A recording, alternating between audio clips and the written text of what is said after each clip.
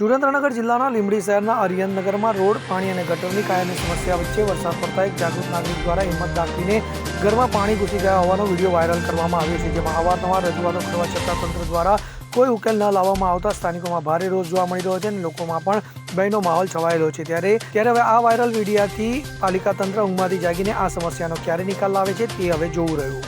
અલ્પેશ વાઢેર સાથે CN24 news Limbdi. હવે જુઓ દેશ દુનિયાની તમામ ખબરો તમારી આંગળીના ટેરવે। ઉઠાવો મોબાઈલ અને Google Play Store પરથી ડાઉનલોડ કરો અમારી CN24 ન્યૂઝ મોબાઈલ એપ।